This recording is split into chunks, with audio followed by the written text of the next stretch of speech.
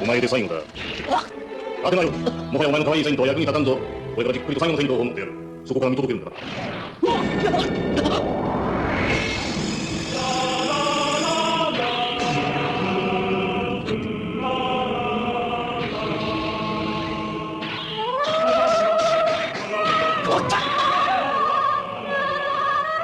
俺もそれも精神する。どれまで正義の名を受けてみろ。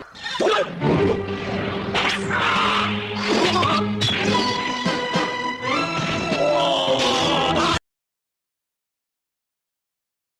Zodiak paling berbahaya dalam astrologi adalah Sagittarius. Tidak ada yang akan memberitahumu hal ini dan saya tidak bercanda. Coba saja uji mereka. Jika kamu Sagittarius atau mengenal seseorang yang berzodiak ini, dengarkan saya baik-baik. Biar kutunjukkan kebenarannya. Goda atau rayu mereka, mainkan permainanmu, lihat apa yang terjadi. Seorang Sagittarius akan duduk di sana tertawa, berpura-pura tidak peduli, tapi dalam hati mereka sudah memutuskan untuk putus hubungan denganmu.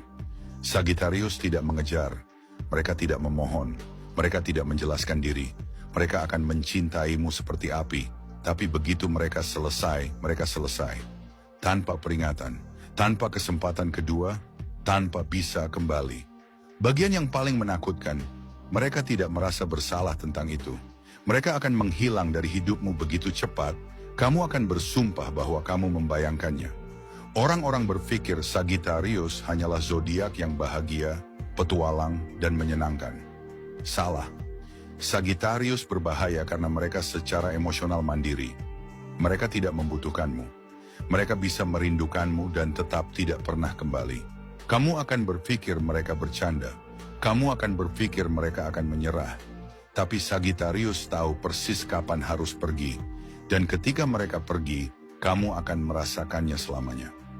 Hati-hati sama orang yang lebih suka mengamati, alias the watchers. Pernah nggak ketemu orang yang nggak banyak ngomong, tapi tatapannya kayak ngelihat semuanya? Yang diem, tapi kayak tahu semua yang terjadi. Orang-orang kayak gini dikenal sebagai the watchers. Terlihat tidak peduli, tapi sebenarnya mereka mengamati. Dalam teori psikologi kepribadian Big Five, orang kayak gini biasanya punya skor rendah di extraversion, tapi tinggi di openness. Apa itu artinya? Artinya, mereka nggak cari sorotan, tapi punya rasa ingin tahu yang dalam. Mereka lebih suka menyimak, menafsir, dan baca suasana. Jadi mereka tuh lihat dulu, baru bereaksi. Mereka tahu banyak, tapi cuma sedikit yang diucapkan. Dan yang paling menarik, tipe kayak gini seringkali tahu siapa yang beneran tulus dan siapa yang cuma pura-pura. Karena mereka nggak fokus buat bicara, tapi fokus buat paham. Jadi hati-hati, kalau kamu lagi cerita di dalam satu ruangan, dan ada satu orang yang diem aja di pojokan, bisa jadi dia sedang mengamati dan dia akan jadi orang yang paling ngerti kamu. Punya teman kayak gini, tag atau kirim video ini ke mereka. Atau mungkin kamu adalah the watchers-nya.